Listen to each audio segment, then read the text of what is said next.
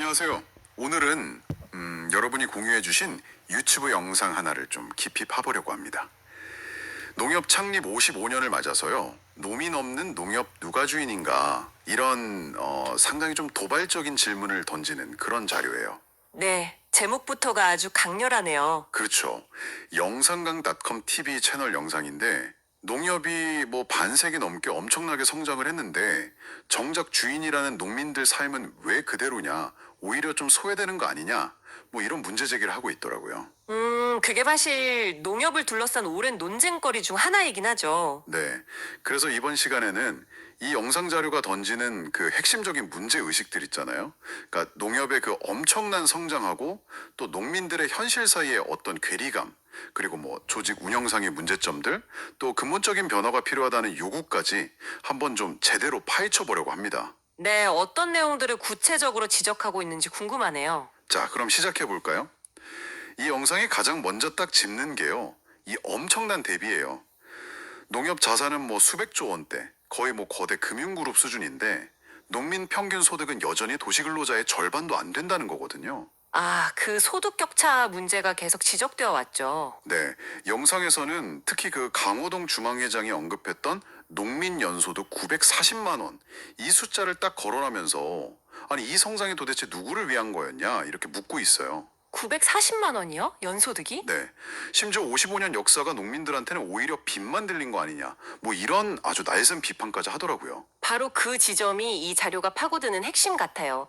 그러니까 원래 농협이 처음 만들어질 때 그 약속, 농민 스스로 힘 합쳐서 잘 살아보자. 뭐 이런 거였잖아요. 그렇죠. 협동조합이니까요. 이게 농민 조직이라는 이름과는 좀 다르게 소수의 어떤 조합장이나 임원들 이들 중심으로 운영되는 약간 그들만의 권력 집단처럼 좀 변질된 거 아니냐 이렇게 보고 있어요. 권력 집단화. 네.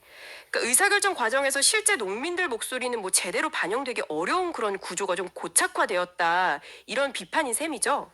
듣고 보니 진짜 좀 역설적인데요. 조직은 막 커졌는데 주인이라는 농민들은 더 힘들어지고 목소리 내기도 어렵게 됐다니. 그럼 실제 농민들은 어떻게 느끼고 있다고 영상은 전하나요? 영상에서는요, 농민들이 그냥 조합원이라는 이름만 있지, 실제로는 뭐 그냥 농협 금융상품 쓰는 고객? 아니면 선거 때 표 주는 사람? 뭐 이 정도로 취급받는다는 그런 인식이 좀 팽배하다. 이렇게 전하고 있어요. 아, 그냥 고객이나 유권자 정도로요? 네, 그래서 진짜 농민 없는 농협, 농협 없는 농협, 이런 참 씁쓸한 표현까지 나오더라고요. 이름만 주인이지 뭐 실질적인 권한이나 혜택은 거의 없다.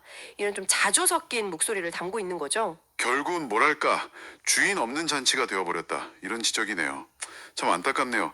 그렇다면 영상은 이런 문제의 근본 원인을 어디서 찾고 또 어떤 해법을 요구하고 있나요? 이 자료는요, 농협 운영이 어떤 투명한 원칙이나 법규보다는 소수 기득권의 어떤 이해관계나 좀 정치적인 영향력 이런 거에 따라 좀 좌우되는 경향이 있다. 이렇게 아주 강하게 비판하고 있습니다. 아, 원칙보다는 힘의 논리라는 건가요? 그렇죠. 실제 주인인 농민 눈치보다는 뭐 힘 있는 내부 권력이나 외부 입김을 더 의식한다. 이런 뉘앙스죠.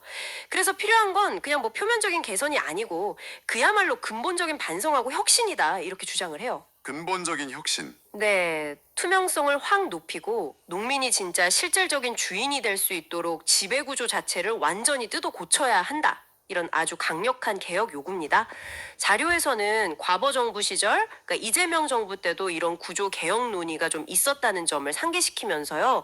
이 문제가 얼마나 좀 뿌리 깊고 시급한 과제인지 이걸 좀 강조하는 맥락으로 보이더라고요. 네, 오늘 살펴본 자료는 농협 창립 55년이라는 이 의미 있는 시점에 맞춰서 이 거대 조직의 화려한 성장 뒤에 가려진 농민들의 어떤 아픔 또 소외 문제 이걸 아주 정면으로 제기하는 그런 비판적인 목소리였습니다. 네, 맞습니다.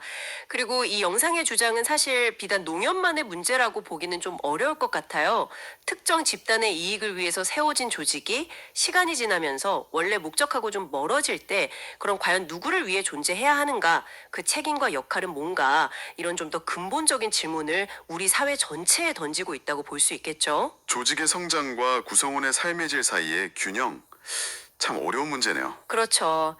조직 규모가 커지는 것하고 그 구성원들의 실제 삶의 질이 나아지는 것 사이에서 어떻게 균형점을 찾을지는 계속 고민해야 할 문제인 것 같습니다. 이 자료는 농협이 진정으로 농민을 섬기는 조직으로 다시 태어나려면 정말 뼈를 깎는 변화가 필요하다 이렇게 강조하고 있습니다.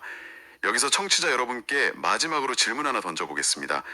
오늘날 농협처럼 이렇게 규모가 크고 역사가 오래된 조직에서 구성원 한 사람 한 사람이 정말 진정한 주인으로서 참여하고 또 목소리를 낸다는 건 구체적으로 어떤 모습이어야 할까요?